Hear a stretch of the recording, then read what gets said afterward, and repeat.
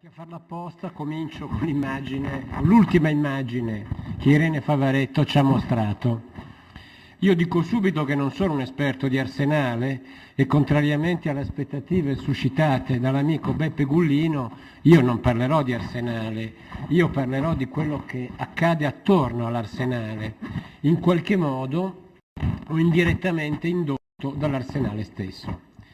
Direi che piuttosto il tema mio è quello della Porta di Venezia, venendo dal mare, un tema che diventa particolarmente importante dopo che questo lato di Venezia ha visto l'entrata di re imperatori, è stato oggetto di architetture effimere, ma diventa un tema fondamentale in età contemporanea, quando paradossalmente l'accesso dal mare diventa un accesso secondario rispetto a quello che, soprattutto con il ponte ferroviario di cui ci ha parlato Beppe Gullino, diventa la vera Porta di Venezia. Però ancora per molto tempo si ipotizzerà un ideale visitatore, un ideale viaggiatore che conosce, che entra nella città nel mare. Ancora Thomas Mann, nel suo Morte a Venezia, si inventa un improbabile viaggio per nave del professor Aschenbach da Pola a Venezia per poter descrivere l'accesso di Venezia dal mare e quindi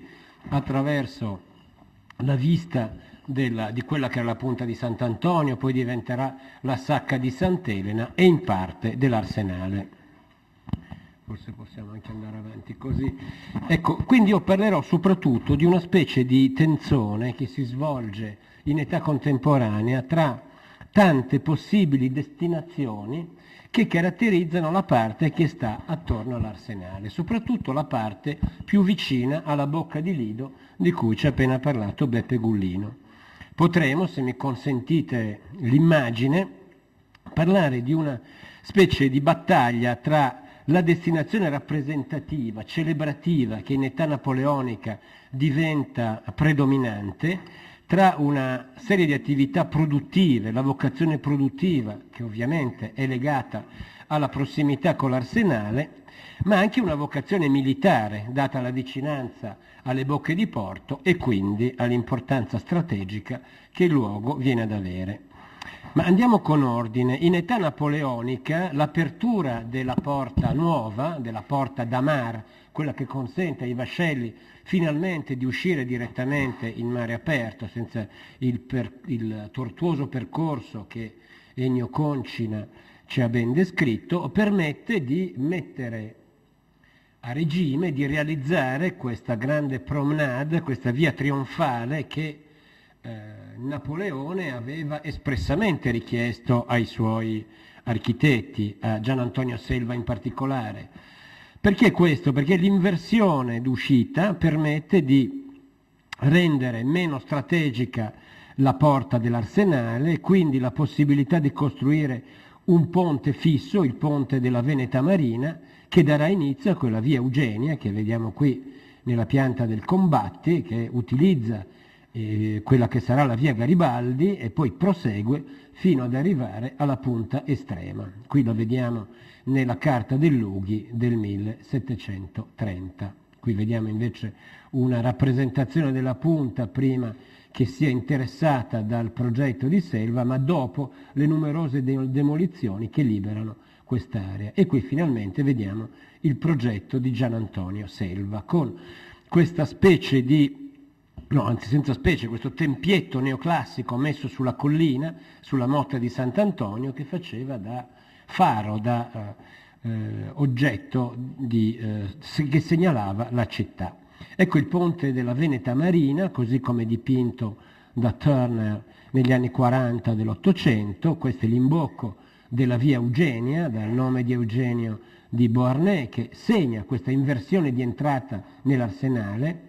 E qui rivediamo la mappa di prima con la via Eugenia completa.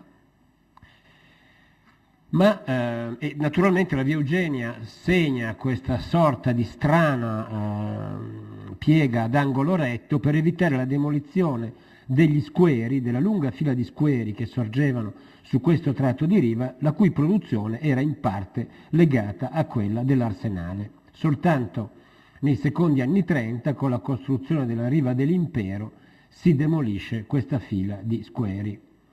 Ma veniamo al punto fondamentale, cioè il reale luogo dove la città annuncia se stessa, da questo ipotetico visitatore che viene dal mare, è la Sacca di Sant'Elena. Questa sacca che nasce lentamente, tirata da più parti e messa in discussione da più parti, ripeto, la cui vocazione vediamo attraverso una serie di progetti cambiare nel tempo. Oggi è un quartiere residenziale di edilizia economica preceduto da un parco, il Parco delle Rimembranze, ma tutto quello che oggi vediamo è in qualche modo il frutto non casuale di una discussione piuttosto lunga. L'isola di Sant'Elena, che era semplicemente un nucleo isolato in mezzo alla laguna, attorno a cui si costruisce una barena, e vediamo, passando in rassegna una serie di piani e di progetti di quel tempo, vediamo che nella pianta del Vedrasco 1884 ancora la Sacca di Sant'Elena è concepita come una specie di prolungamento dei giardini voluti da Napoleone e realizzati da Gian Antonio Selva.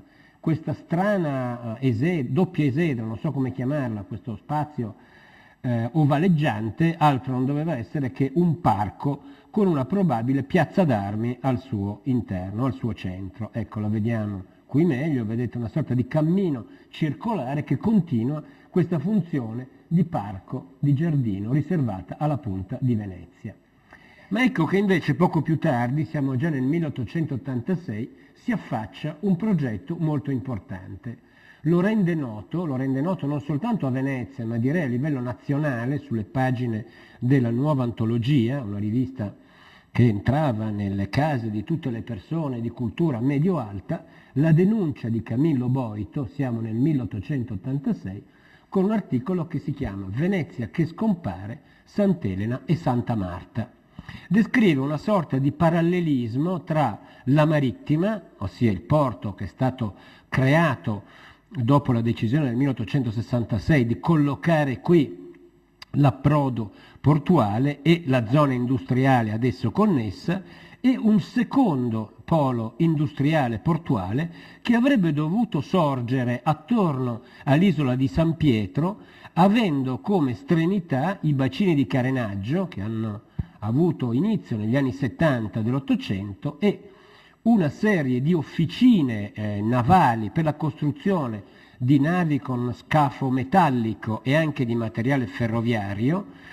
L'animatore, l'ideatore di tutto questo è Vincenzo Stefano Breda, questa personalità di grandissimo rilievo nel panorama prima veneto e poi nazionale, e nel piano di risanamento di Venezia, i cosiddetti 40 progetti per sanificare Venezia, presentati nel 1886, appunto uno dei 40 progetti tocca l'area prossima all'Arsenale, comprendendo i bacini di carenaggio da ampliare, una serie di edifici industriali non meglio identificati, purtroppo il progetto non è arrivato fino a noi, o almeno io non l'ho mai visto, anche tra le carte di Breda e della Veneta Costruzioni, e un quartiere a servizio della nuova zona industriale che dovrebbe impiegare circa 500 operai, quindi non parliamo di una cosa di poco conto. Ripeto, c'è una specie di simmetria tra la marittima Santa Marta da una parte, che sarà consolidato come porto, come polo, come magnete portuale industriale, e dall'altra parte Sant'Elena, l'Arsenale, come secondo grande polo industriale. E Boito coglie questo dualismo, appunto dando all'articolo un carattere duale, Venezia che scompare, Sant'Elena e Santa Marta, anche se in effetti i due episodi non pesavano allo stesso modo. Tant'è vero che il progetto per un secondo polo industriale portuale a Sant'Elena ben presto si inabisserà negli anni 90, con la crisi industriale e direi soprattutto con lo spostamento di interessi da parte di Vincenzo Stefano Breda dal nativo Veneto verso la Lombardia, verso i futuri stabilimenti che creerà a nord di Milano. Ecco, ma nel piano di risanamento di Venezia, di cui qui vediamo una tavola allegata, vedete che questa zona compare con i bacini di carenaggio, con la nuova piazza d'armi e con un meglio non identificato officine navali. Vi è un tratteggio che sembrerebbe corrispondere a una serie di progetti, scusate, che però, come ripeto, non sono arrivati fino a noi. I bacini di carenaggio che vengono continuati dallo stesso Vincenzo Stefano Breda e che quindi in qualche modo possiamo considerare come l'ultimo testimone di questo progetto di industrializzazione in senso non militare ma in senso civile che Breda aveva in animo, in mente. Ma nel 1894, anno a cui appartiene questa mappa che sta all'archivio civico della Celestia, interviene un nuovo soggetto che è la Piazza d'Armi. La Piazza d'Armi a Venezia è una sorta di Madonna pellegrina che gira da tutte le parti della città. I primi a collocarlo, a ritenerne necessaria la costruzione sono i napoleonici, che l'avevano inizialmente collocata alla Giudecca, più o meno alle spalle delle Zitelle, e poi si sposta e viene in parte realizzata nella zona di Santa Marta, appunto quel grande triangolo che tu ci hai mostrato, mi pare, e ultima possibilità, approda all'isola di Sant'Elena. Avremo tutta una serie di progetti in cui in minima parte c'è ancora la funzione produttiva, compare una funzione residenziale che poi diventerà predominante e la Piazza d'Armi costituisce un riferimento importante. Ecco, qui vediamo una mappa, siamo nei primi anni 90, in cui abbiamo sia la nuova Piazza d'Armi sia le officine di Sant'Elena, anch'esse precisate, come vedete, precisate in un certo modo, perlomeno a contorno, anche se in realtà queste officine erano ben lungi dall'essere state costruite. Ecco, nel piano generale di Venezia, qui siamo nel 1898, la pianta della guida Baedeker, questa funzione produttiva, come ho detto, tenderà a diminuire fino a scomparire del tutto. Nei progetti successivi, qui siamo già nel corso del primo decennio del Novecento, se ricordo bene nel 1906, abbiamo una grande piazza d'armi e un quartiere residenziale. Vedete, quegli isolati colorati si riferiscono ad una serie di costruzioni di carattere economico e popolare, campo nel quale, come voi sapete, Venezia brilla a livello nazionale, la prima città a realizzare con la Commissione per le case salubri, a partire dal 1897, le prime case economiche e popolari. Poi nel 1910 viene bandito un progetto, oramai è tramontata sia l'ipotesi di realizzare un polo produttivo, sia l'ipotesi di realizzare una piazza d'armi, e quindi si pensa soprattutto al verde e si pensa ad un quartiere residenziale. Abbiamo vari progetti, alla fine vincerà un progetto redatto dallo stesso ufficio tecnico comunale, nel quale però interviene un nuovo fattore che mi pare in qualche modo decisivo per capire il destino di quest'area. Si realizza un quartiere di edilizia economica e popolare, lo si realizzerà immediatamente dopo la Prima Guerra Mondiale, lo si dedicherà a Vittorio Emanuele III, ma si impone la presenza di una fascia di verde tra l'acqua e il quartiere vero e proprio. Ovvero si realizza quello che dopo la guerra, in piena retorica celebrativa, prenderà il nome di Parco delle Rimembranze, questo che vediamo oggi. E la presenza di questa fascia verde, questa fascia volutamente densa, questa fascia importante che non è soltanto un elemento che adorna il quartiere residenziale, secondo me è all'origine di una decisione magari non formulata in delibere, in piani, ma che a mio avviso condiziona il destino di Venezia del Novecento, di una Venezia che diventa più grande, di quella che sarà chiamata la Grande Venezia, che esce dall'isola, che ingloba prima il Lido, poi la parte di terraferma che sta sul lato opposto della laguna. Ecco, qui vediamo il quartiere che nasce con un chiaro legame con la tradizione veneziana, tradizione espressa sia nella policromia, sia nella differenza, nel contrasto di altezze e di stili, è una voluta ricerca di contrasti nel realizzare il quartiere di Sant'Elena, e questo parco cuscinetto che, torno all'idea del visitatore che entra nella città, deve escludere alla vista del visitatore o del presunto visitatore appunto la vista di un quartiere di edilizia economica e popolare.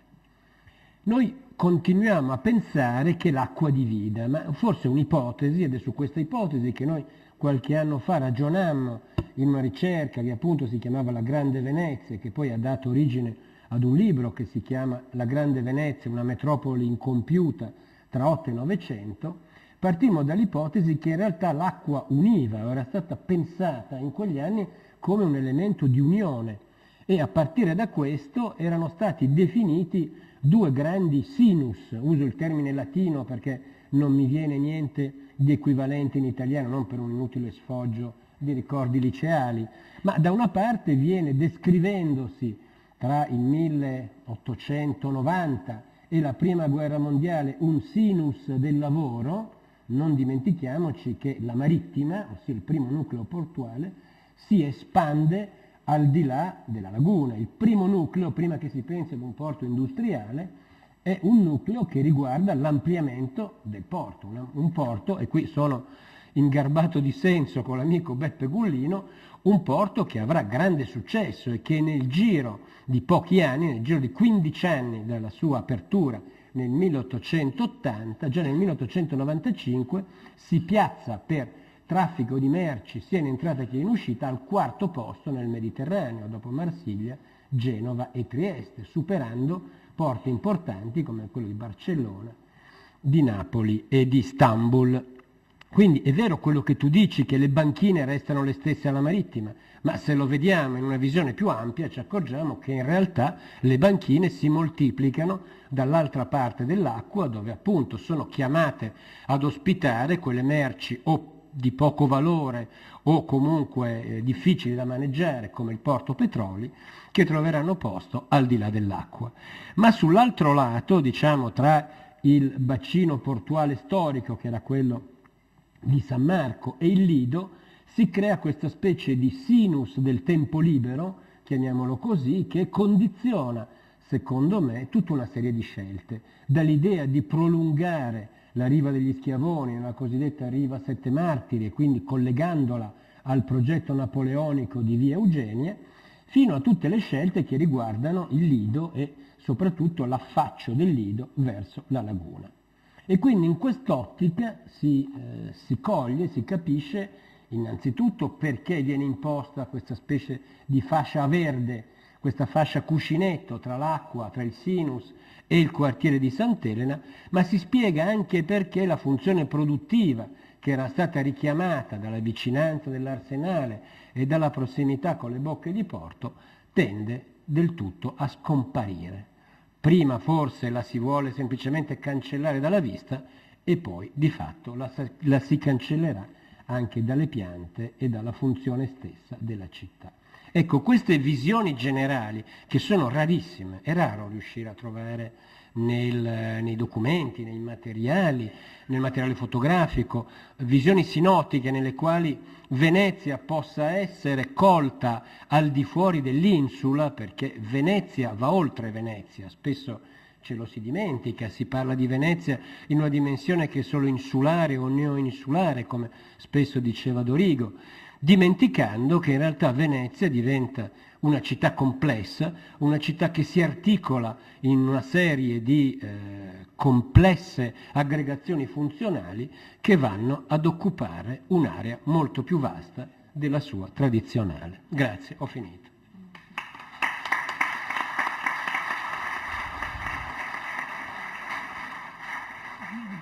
E con Zucconi siamo arrivati a un architetto, e lui insegna allo UAV, e quindi siamo entrati in quelle che sono le strutture permanenti dell'arsenale e non soltanto rivisitate storicamente. Un dibattito sarà previsto, cioè se qualcuno vuole fare domande, ma lo facciamo dopo? Lo facciamo dopo il termine. Adesso sentiamo invece Pasquale Ventrice, che è sostanzialmente l'organizzatore l'ideatore e l'organizzatore di questo convegno, che dell'arsenale è un esperto, perché se ne occupa da molto tempo. Allora lui ci parlerà delle trasformazioni che l'arsenale, dal Casoni, e abbiamo sentito prima Irene Favaretto che ci ha parlato e ha focalizzato l'uomo, e fino invece al secolo scorso. Prego Pasquale.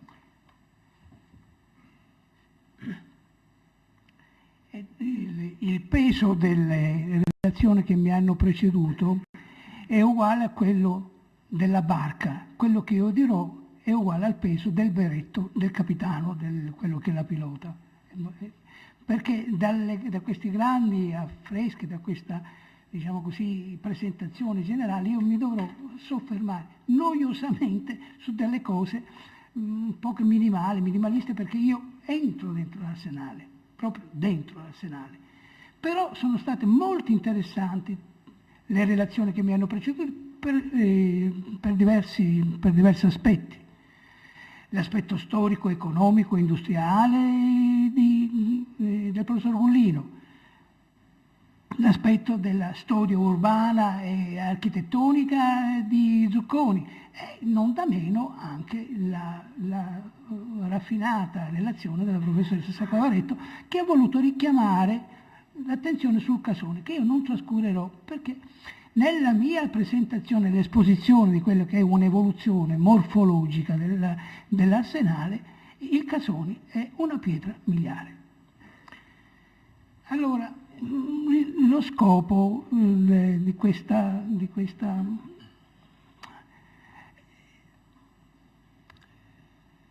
mia esposizione, se riesco a manovrare bene ora qua, sì, ma dovrei riuscire. Voglio cominciare dalla prima. Sì. È logico. Ecco, l'arsenale della manifattura dell'industria tra identità, antiche prospettive di rinnovamento e il... Posso fare così? No. No. A lato, questo a lato. Eccolo qua. Lascia quello dopo. Ecco, allora. Ecco.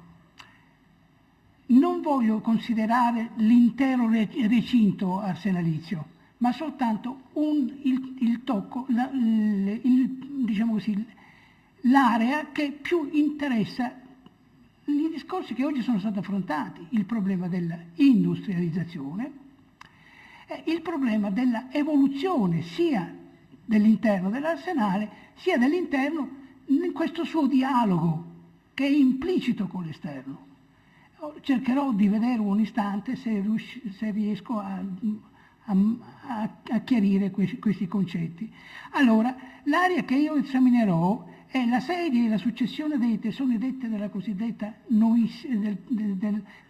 novissimo, è la torre fino alla torre alberaria, le galeazze, le nappe e inclusi gli scali scoperti che sono dal lato delle nappe, dove per intenderci l'edificio degli squadratori che è stato mutilato per fare questi scali. La mia tesi è che queste trasformazioni che intervengono nella pratica intorno agli anni 70 del 1800 sono preparate da una gestazione complessa, contorta, che non è dichiarata ed esplicita, ma indubbiamente passano potenze straniere, passa la Francia, passa l'Austria e poi arriva l'Italia. Questo è un processo che, detto così, sembra elementare e lineare, ma non è proprio così. Allora, tutto parte da Napoleone, secondo me, dagli ingegneri napoleonici, perché si piombano qui a Venezia con una mentalità completamente diversa. Loro costruivano i loro vascelli in, diciamo, specchi d'acqua enormi, per esempio lo specchio d'acqua di Brest, a parte ciò che si faceva dentro gli arsenali veri e propri, per cui avevano fondali, avevano spazi, poi non erano usi a fabbricare vascelli all'esterno, cioè all'aria, cioè al chiuso, loro li fabbricavano all'esterno, all'aria, quindi i cantieri erano di volta in volta fatti in prossimità di questi specchi d'acqua e poi insomma si varavano direttamente. Quindi un'altra idea dello spazio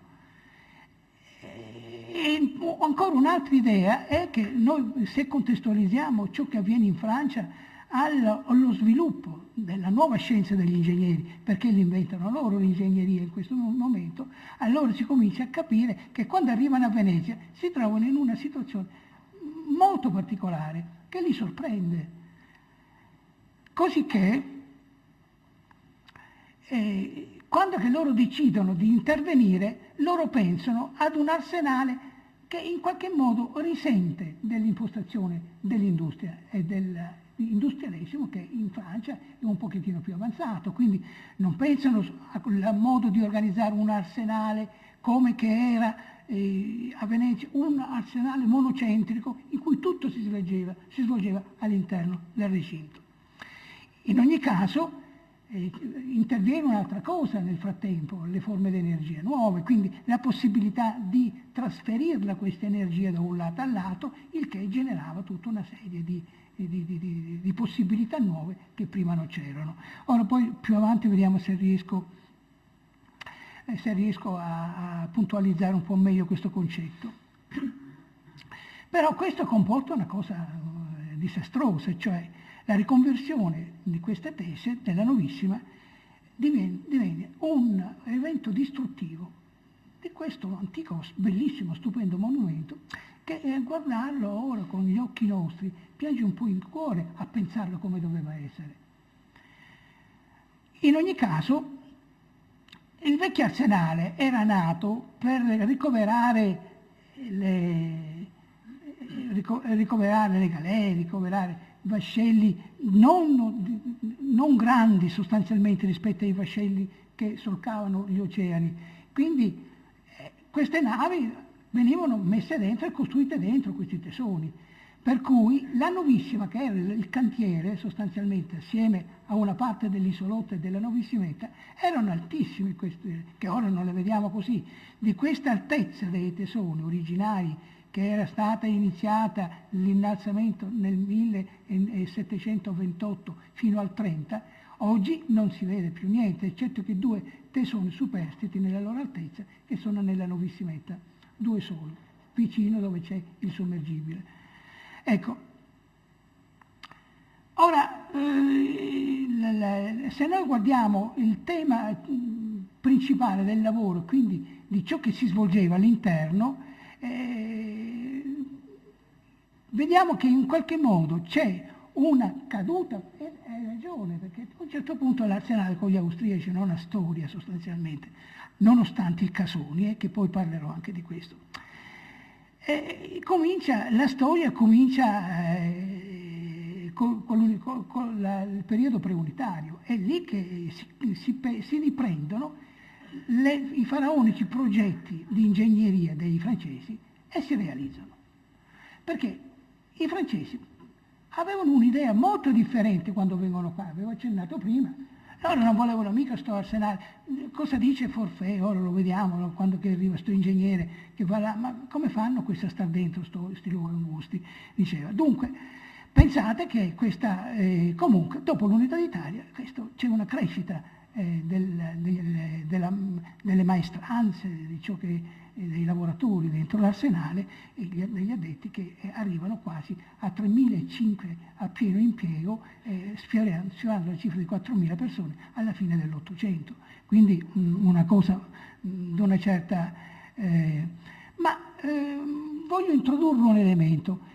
Qual era il limite dell'arsenale antico? È stato descritto abbondantemente da Ennio Concina.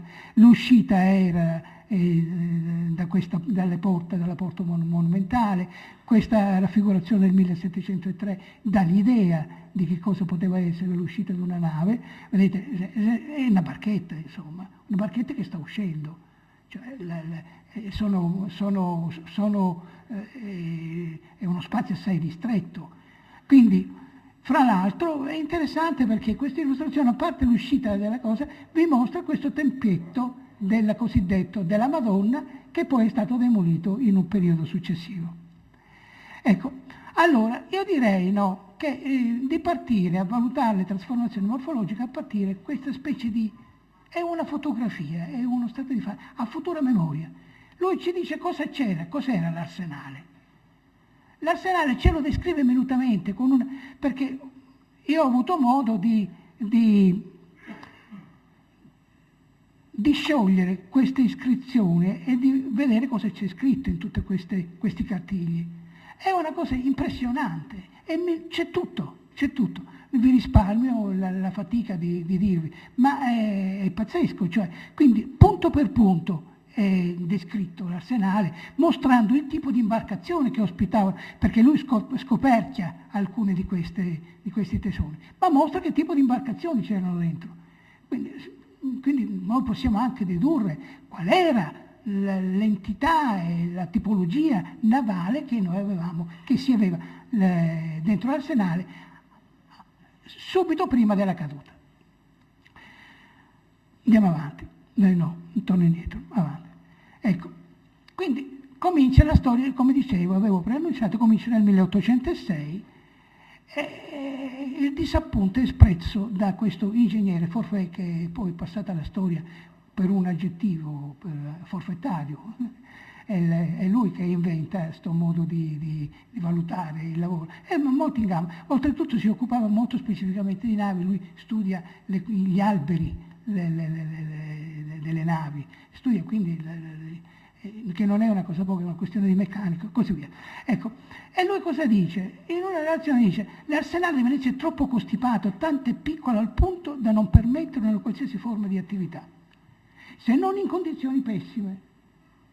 Le fabbriche sono così addossate l'una all'altra da non permettere di effettuare all'interno del recinto alcun armamento di navi di una certa grandezza. 2 vascelli in armamento occupano tutto lo spazio del porto, e quando dice porto è la Darsena, vediamo di tornare indietro, perché tutto era qui racchiuso, dove è questo? No, l'ho perso, ecco, era questo il porto, questo era il porto. Lo consideravano porto perché qui si costruivano, qui c'erano degli scali, si varavano. In un primo momento facevo questo percorso stranissimo alla barca per uscire dalla porta, quella porta stretta che abbiamo visto. Poi a un certo punto questi qua si accorgono: dove li fai uscire queste robe? È qui che interviene il loro... dice. Inoltre non ci sono panchine, macchine a motore, né DAS né servizio comodo, né argano, né apparecchi per le grandi mani. Tutto sembra svolgersi male e in modo improvvisato. Certo, lui considerava come era organizzato un cantiere razionale, un cantiere, non dico moderno, ma un cantiere della prima industria. Quindi quando va dentro là, come fanno questi? Perché era il luogo sublime dell'artigianato. Sarebbe interessante mostrare come realmente avveniva il tipo di lavorazione all'interno di questo recinto. Bene, il casone. Perché è importante il casone? Io mi sono convinto che il casone ha una posizione nevralgica, e non solo per la dottissima relazione fatta dalla professoressa Favaretto, ma anche dal punto di vista dell'arsenale, per questo suo poligrafismo, per questa sua curiosità, per questo suo senso del raccogliere la documentazione, di trascriverla, di disegnarla. E qui ci restituisce, proprio nella guida che lui fa, che abbiamo pubblicato, c'è questa carta. Questa carta è importante perché ci dice una serie di cose, ci dice le trasformazioni che sono state fatte rispetto al Maffioletti. Se uno ritornasse, se riesco, perché non vedo vabbè, insomma, se uno ritorna, eccolo qua il Maffioletti, ecco, vediamo una serie di cose che nel casone ci sono più. Per esempio, me ne cito alcune. Qui è chiuso, che era il logo della porta. Tutto quest'area qui erano i tessoni coperti, e quindi il tipo di lavorazione che avveniva al coperto.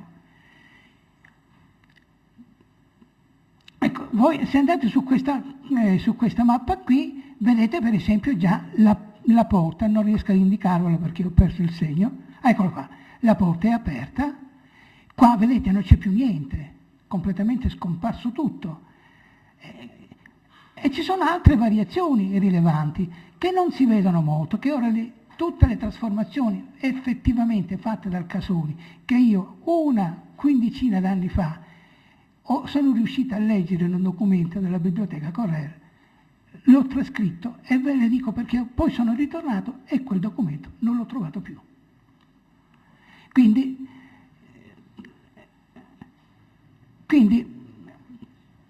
questa carta è una carta che ci porta ad una transizione, ci mostra questa transizione. Vabbè, ora qui ho fatto vedere la torre, che è l'altro aspetto che è importante, perché la torre, iniziata dai francesi, da Alessandro, viene costruita in questo momento. Ma ritornando alla questione dell'interno e del Casoni, io direi che il Casoni ci dà una documentazione senza la quale nessun raffronto successivo sarebbe possibile, perché è la pianta di transizione tra il Malfioletti e ciò che avviene durante l'Unità d'Italia. Vado veloce perché ho da mostrarvi altre cose che sono interessanti per vedere qual è l'opera distruttiva che viene apportata all'interno all'epoca dell'Unità d'Italia.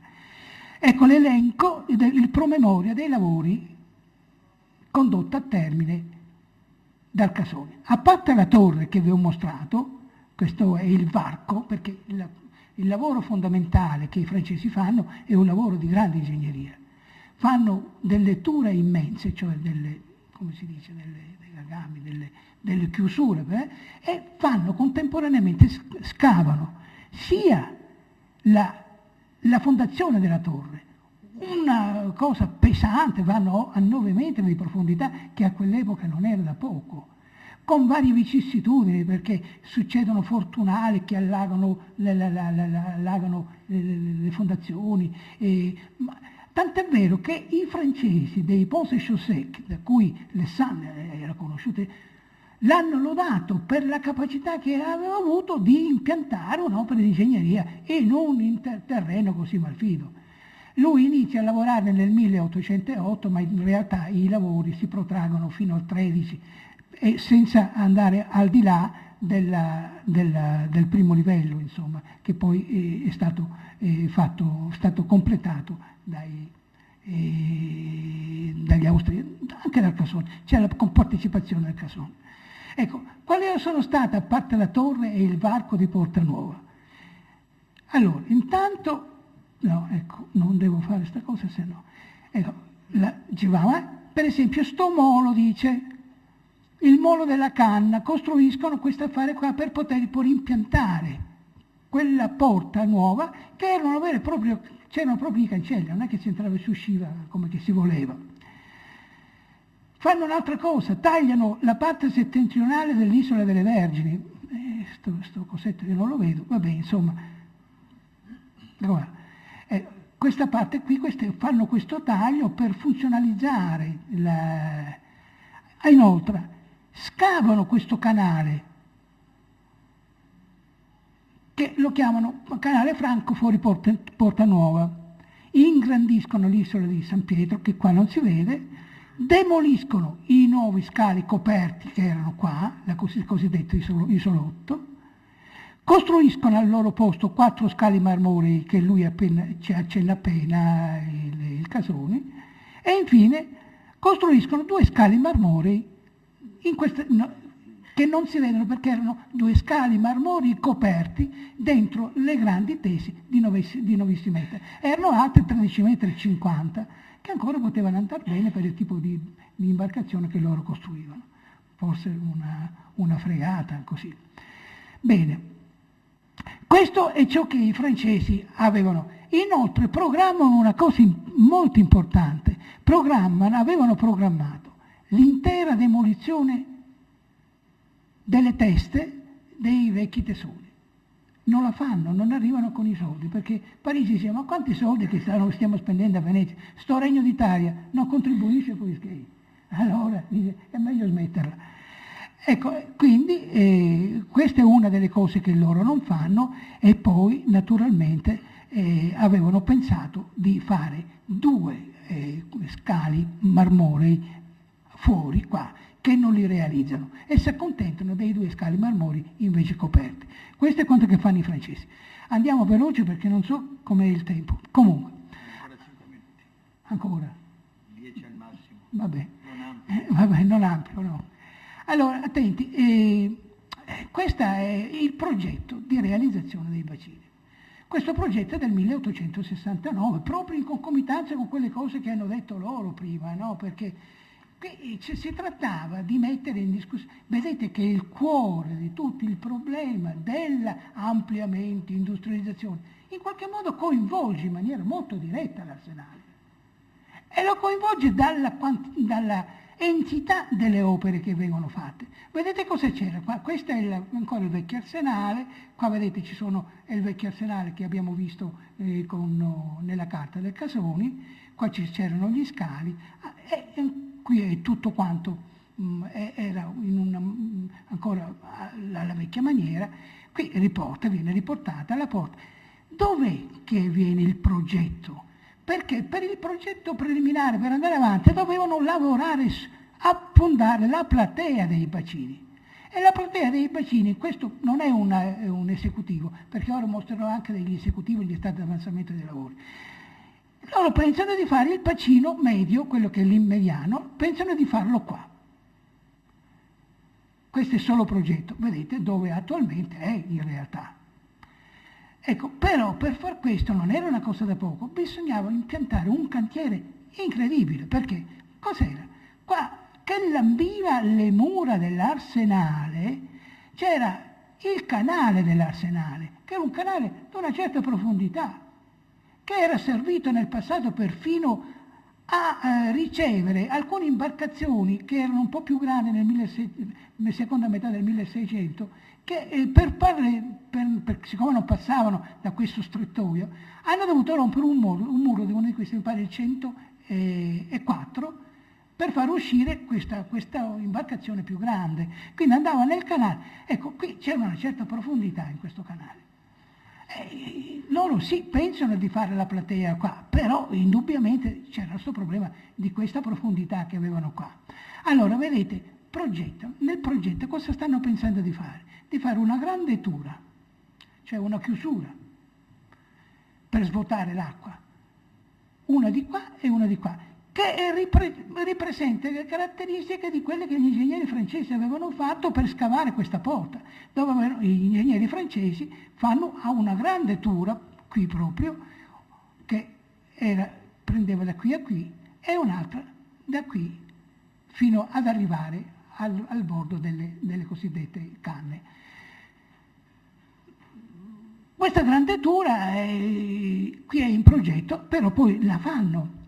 Attenti, vediamo qual era nel piano dei lavori, cosa si proponevano? Di fare una platea, quindi con muri di marginamento. I muri di marginamento erano molto importanti perché questi muri di marginamento dovevano sostenere il bacino, perché la vera opera difficile dal punto di vista dell'ingegneria era il bacino, perché la spinta delle acque sui bordi richiedeva dei muri di marginamento molto molto ben fatti e in profondità e solidi, e non solo, la spinta che generavano doveva essere in qualche modo compensata anche dalla platea che le riceveva. Di recente, per esempio, c'è stata una polemica perché diceva che il ponte di Calatrava spingeva, per cui stava scivolando, non lo so se sia vero, Siviero dice che non è vero. Comunque, allora, pensate che spinta c'era qui esercitata su queste, soprattutto perché i bacini non sono quando sono vuoti, ma quando sono pieni d'acqua e quando entra l'imbarcazione dentro, che esprime il massimo di spinta sui muri. Bene, allora, senza andare oltre, quindi loro capiscono che qua bisogna fare, questa è la contaminazione, il marginamento che loro pensano di fare, e poi piano piano lo fanno anche. No, se voi vedete qua già siamo ad una fase di lavoro, mentre quella era il progetto, questa è stato dei lavori, è lo stato dei lavori del 72. Cosa avevano fatto nel 72? Un bel niente ancora. Nel 72 è solo disegnato il bacino, o meglio, c'erano i presupposti per impiantarlo, ma non c'era nulla di niente.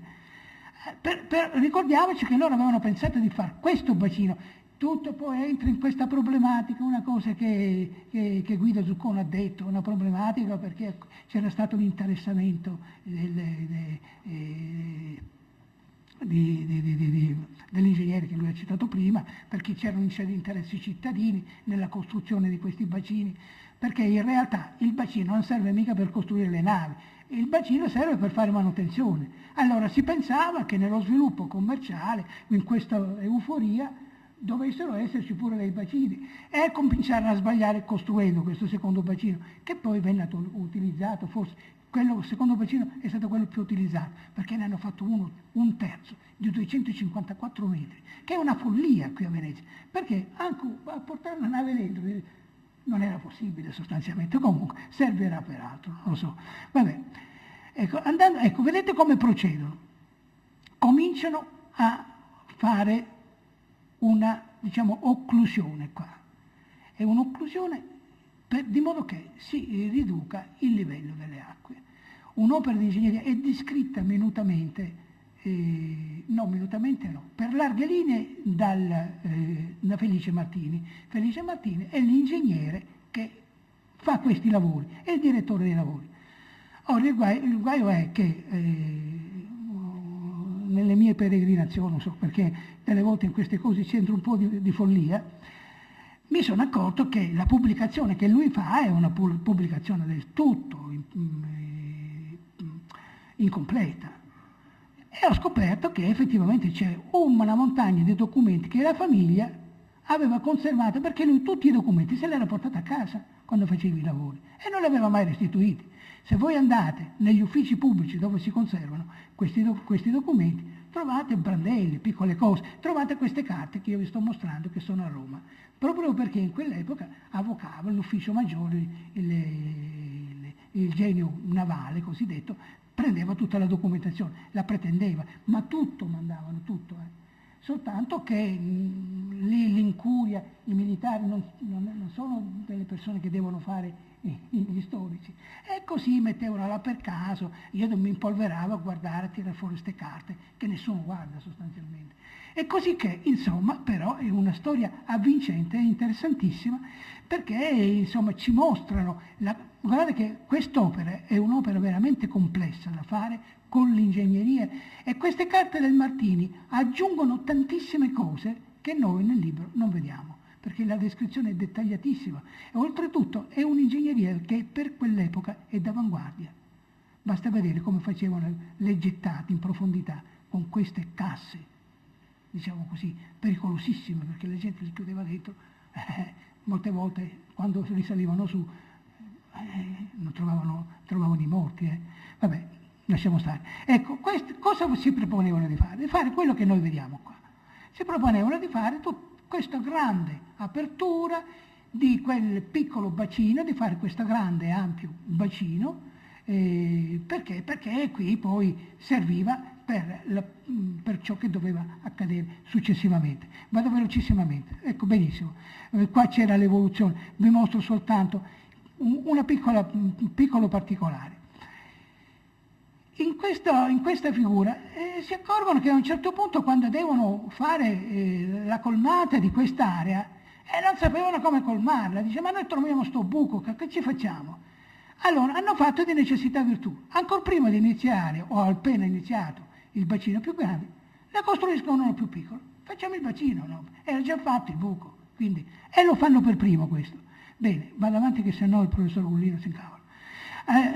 Allora ecco qua un altro progetto di cosa che sarà, e quindi ecco anche la demolizione. Questo è interessante perché si vede lo scempio che hanno fatto qua in quest'area. Guardate, questo edificio, vedete qua all'incirca ci sono le galeazze, queste che sono, mannaggia, vediamo se ritorni, no, ci sono le galeazze qua in fondo. Non so perché. Ci vorrebbe un puntatore. Vabbè, insomma, dai. Le galeazze, questo edificio, in altri termini, l'edificio degli squadratori, arrivava a ridosso della galeazza, quindi ne hanno tagliato più di un quarto. Poi qui hanno fatto lo scempio perché hanno tirato via tutte le costruzioni che c'erano che si vedevano nel casone e fanno gli scali. Quindi, inoltre, vedete come procedono per demolire i cosiddetti isolotto.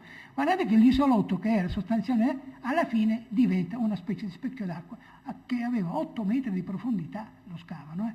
Ecco, questa è la mappa del Martini dell'88 che ci mostra tutte le trasformazioni effettuate. Questa mappa è molto interessante perché, e con questo spero di finire immediatamente, perché con questa mappa si mostra come il cuore dell'arsenale del lavoro era proprio qui. E cosa servivano queste robe qua? Ecco, e l'altro cuore era qui. E come si mettevano in comunicazione qui con qui? Si mettevano in comunicazione attraverso questo binario che entrava all'interno per trasportare il materiale, che ora non si vede più. Vi accorgete che ci sono delle aperture ad arco gotico e lì passavano proprio questi trenini che portavano, detto così che ora non abbiamo tempo di dir bene, e le portavano qua. Quindi il luogo del lavoro e il luogo importante dell'arsenale era diventato l'area nord, era lì che si lavorava. Tutta l'area nord attrezzata con questa comunicazione che vive tra bacini e cose. Per farvi l'idea per esempio, ora, come facevano sta nave? La nave la facevano sui scali. Dopo che facevano la nave, la buttavano qui nella Darsena. L'armamento, cioè il perfezionamento della nave, come lo facevano? Alla buona, così, vedete? Qui c'erano questi grandi tesoni cosiddetti, di un'altezza notevolissima, che però non servivano, perché anzi erano d'ostacolo, perché se io devo lavorare qui, devo fare queste marchingegni qua per andare da un lato all'altro.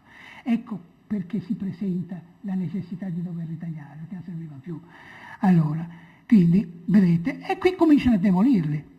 Vedete che bellezza, erano stupendi, erano bellissimi, una cosa architettonica, che poi il taglio non è servito a nulla. Però non posso dire, cioè dovrei dirla, vedete, proprio è come una bomba che cade, no? Che distrugge tutto. Vabbè.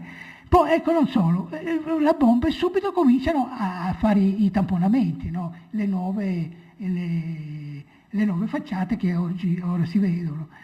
E infine, ecco per esempio, qui succede una cosa che ve la accenno soltanto, qui è l'area cosiddetta dei volti di San Cristoforo. Qui il muro di separazione, che è un muro portante, un muro di spina, venne completamente, che era il muro di spina tra il secondo e il terzo volto acqueo, perché c'era l'acqua dentro, perché il primo, non ho avuto il tempo di dirvelo, era stato interrato dal Martini, ma gli altri due che ancora restavano a quest'epoca, allora a un certo punto decidono anche quelli di farli fuori, li accorciano, li interrano, distruggono il muro di spina. È inutile andare a cercare di fare la campionatura degli intonici. Sono muri nuovi, non l'hanno fatto tutto da capo. Sembrano vecchie, ma non è vero. E questa è la stranezza dell'arsenale. Sembrano tutte cose vecchie, ma guardate l'imprinting della sua nascita è tale che tutto ciò che è stato fatto, ma un sacco di cose sono state, non ho il tempo di dirlo, sembra che siano state fatte tutte nel 1500. Ma quando mai? Vabbè, andiamo avanti velocemente, come avveniva la lavorazione, poi come si presentano alla fine i tesoni, vedete come avveniva il trasporto dei materiali all'interno. Questi grandi zatteroni. Poi ci chiediamo perché mai l'arsenale a un certo punto e tutta l'area viene dismessa, come diceva Guido poco fa. È per ovvio, ma vi rendete conto che funzionalità di lavoro ci può essere a fare sto trasporto in barca e sbarca? Con queste robe che ti va alla marittima e ti porta le robe. No, non è possibile, non funziona. Cioè, è stata un'idea sballata sin dall'inizio. Tant'è vero che la ripartizione interna che loro avevano tentato di fare, guardate che avevano fatto impianti di notevole entità. Guardate questa questo motore a vapore che azionava tutta nell'area delle galeazze dove che c'erano gli altiforni, due ce n'erano. vedete che lavoro, vedete tutte nella pianta è mostrata non solo le macchine, ma sono mostrate anche tutte le condutture, come si veniva trasferita l'energia e così via. Basta, vado avanti. Ecco, poi alla fine il vapore viene sostituito perché mettono la luce elettrica, vedete sti poveretti che lavorano, questi qui sono della scuola dei meccanici, della scuola dei sottufficiali, che è stata importante, ha avuto un ruolo importantissimo. Vedete cosa succedeva all'interno, che è una specie di fucina di vulcano e così via. Basta, mi accorgo di aver perso tanto, però il discorso cos'è? Questa grande trasformazione postunitaria, giusto, e non sempre, trova scarso interesse, perché è conturbante. Cosa hanno fatto? Soprattutto per un veneziano che pensa agli antichi splendori, diceva è uno schiaffo psicologico. E allora la gente, perché uno pensa alla grande cattedrale del lavoro, sta bellezza di questi tesoni che erano straordinari, perché poi non sono scesi in particolare, ora sono tutti divisi quei tesori, no? Erano tutte in anfilade di queste colonne incredibili. Se voi guardate questa cosa qui, questa incisione del Tosini, vedete che valeva per tutto l'area nord, che si vede e non si vede nelle fotografie che abbiamo mostrato. Bene, niente. Certo, l'arsenale antico, la grandezza, la maestosità, lo spazio, nonostante quelle che pensava Forfait, perché pensava, sapete perché lo trovava piccolo l'arsenale Forfait? Perché pensava ad uno spazio libero, cioè pensava alla costruzione all'aperto. Ecco, se io penso a cosa, allora lo trovo angusto. Però c'è anche la meraviglia di uno di Robian, che lo mandano come una specie di spione, Napoleone, qua, dice, ma è straordinario come riescono a lavorare dentro queste persone, ma l'ordine, l'organizzazione, come si muovono all'interno, che sembrano dei ballerini in questi spazi ristretti. Boh, non mi annoio più. Certo, il moderno cantiere diede risultati effimeri, considerate che sono pienamente efficienti nel 1882. Costruiscono navi fino al 1900. Vogliamo essere larghi, che vi ho mostrato con il Ferruccio, cos'era il 4, dopodiché non costruiscono niente là dentro, costruiscono piccole imbarcazioni, alla fine diventa un luogo dove costruiscono le armi e tutto si sposta nella parte sud. Basta, grazie.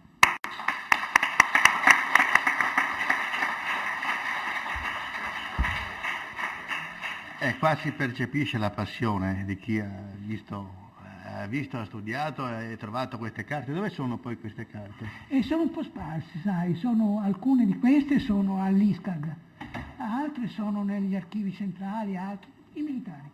Bisogna esplorare, se ti danno il permesso, gli archivi militari, tutto là, a Roma, qua c'è poco, ma o meglio, non sappiamo di certe carte che sono alla Giudecca, che documentano, però quelle sono carte importantissime per il periodo. Napoleone, quello che interessa a te. E quello della Giudecca è un problema, quello dell'archivio alla Giudecca, non facile, annoso. Poi per i francesi c'è di ballo la grandeur dei francesi, quelli trovano piccolo tutto, insomma, se vogliamo. Bene, e allora adesso sentiamo l'ultima relazione di Valerio Volpe, eccolo qua, del magistrato alle acque, che ci parlerà del recupero delle antiche fabbriche per nuove destinazioni. Quindi qua arriviamo quasi all'attualità. L'audio? Facciamo partire sì. prima.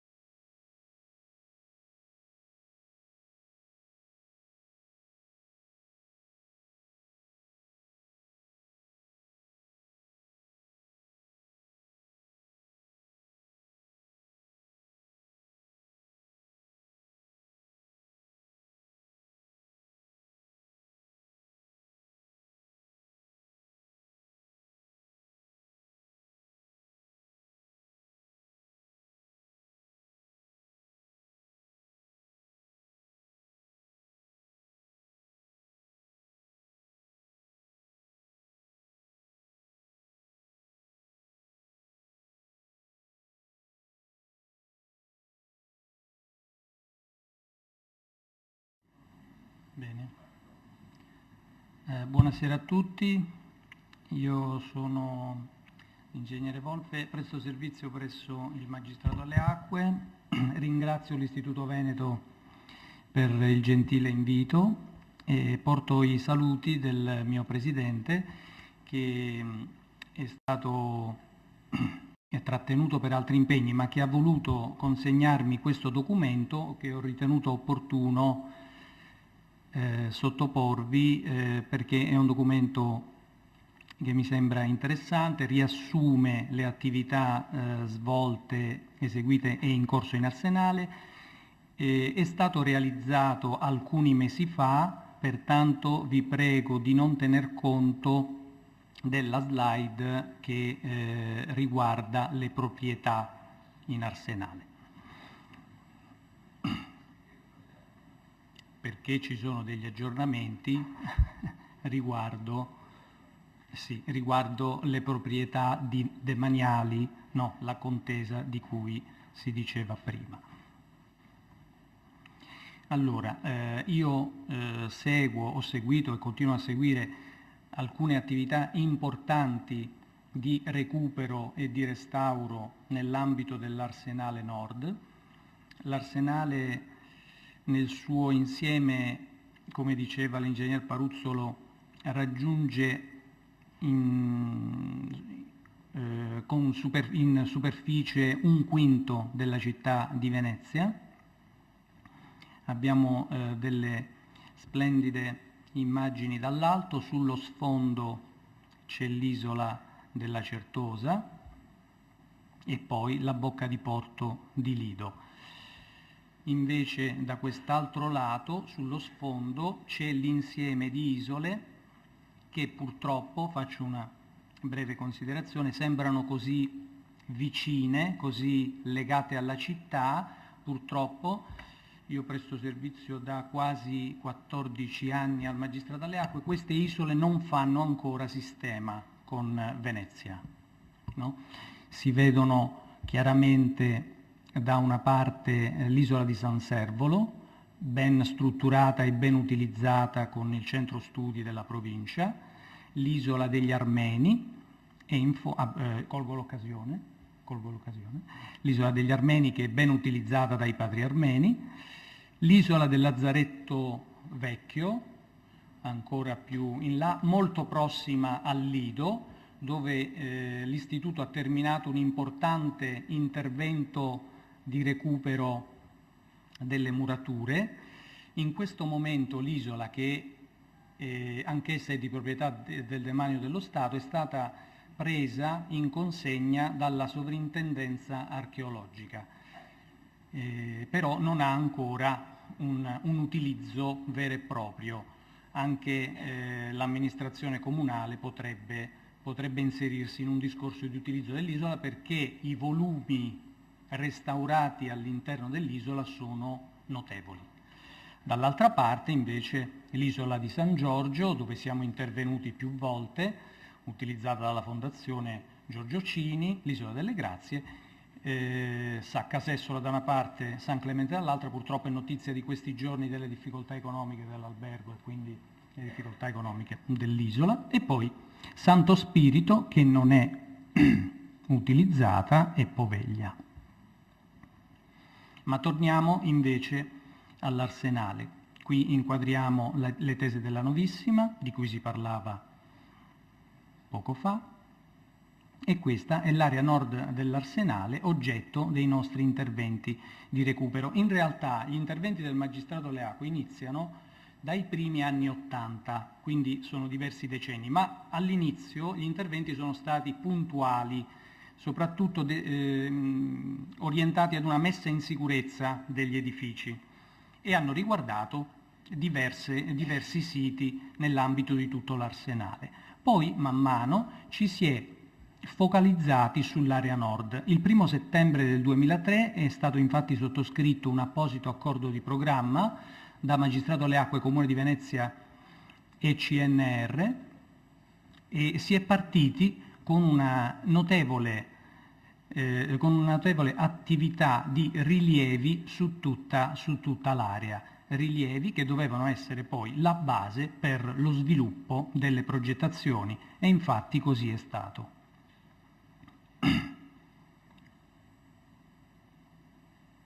Queste sono le aree ampliate nel corso del tempo di cui si è già parlato, e quindi procedo velocemente. In questa immagine un po' complicata c'è la localizzazione degli interventi ultimati negli ultimi anni. Quindi in meno di 10 anni l'Istituto ha portato a termine il recupero, la messa in sicurezza e il restauro di numerosi interventi per una spesa complessiva di circa 100 milioni di euro, e questo in meno di 10 anni. Oggi abbiamo, ma adesso lo vediamo con le prossime slide, una serie di interventi ancora in corso che sono partiti da qualche anno a questa parte e che verranno ultimati nel corso di quest'anno e dell'anno prossimo, dei primi mesi del 2014, di altri 100 milioni di interventi.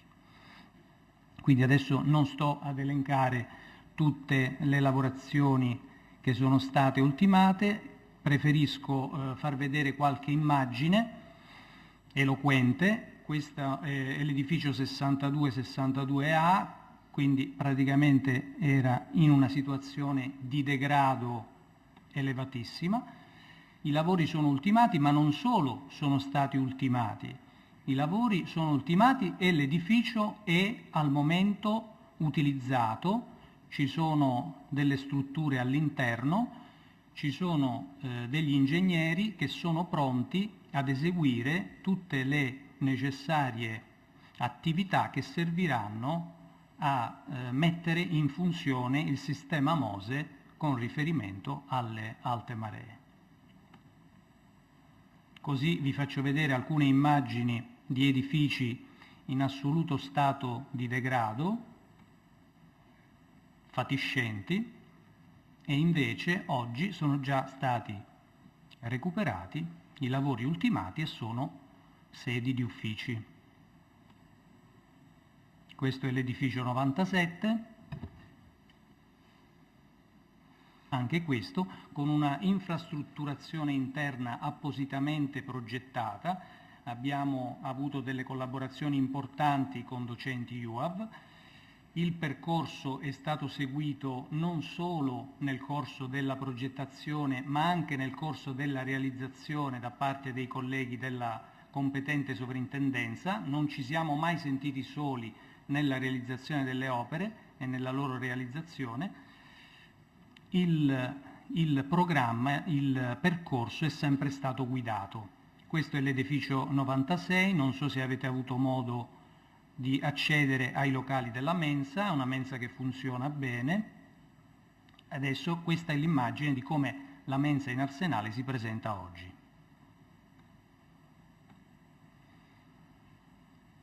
Abbiamo con alcuni amici e colleghi abbiamo messo a punto una pubblicazione 2 anni fa proprio per testimoniare gli interventi di recupero e di restauro in Arsenale. Queste sono le tese della Novissima fino a pochi anni fa, e oggi invece questi edifici, questi volumi sono stati recuperati non solo come messa in sicurezza, ma come restauro, come recupero e come utilizzo. 2 capannoni della Novissima, il 103 e il 104, sono occupati oggi dal CNR ISMAR con una infrastrutturazione interna che si inserisce all'interno del capannone restaurato. Quindi lascia intatto l'involucro esterno e all'interno sono inserite queste strutture, questi volumi che ospitano i funzionari del CNR e i loro laboratori. Un apposito accordo di programma è stato sottoscritto con il Comune di Venezia e con la Biennale per la realizzazione del Ponte delle Vergini, dando la possibilità dal Rio delle Vergini di accedere all'interno.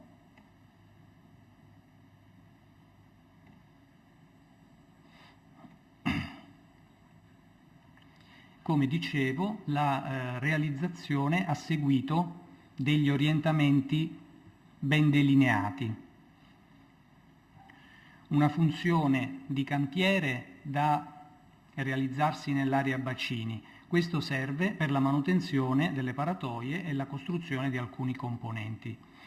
E poi una funzione di gestione e monitoraggio, invece, nell'area novissima e dei lamierini, gestione del Mose e del sistema Mose e sistema Laguna. Le due attività si integrano.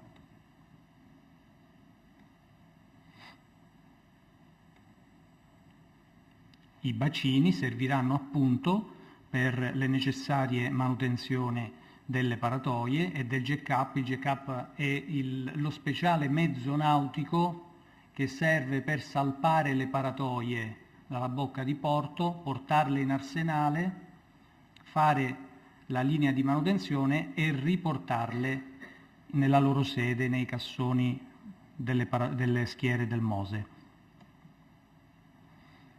Un'immagine del planivolumetrico generale del progetto, e questo è il percorso che seguiranno le paratoie per la loro manutenzione.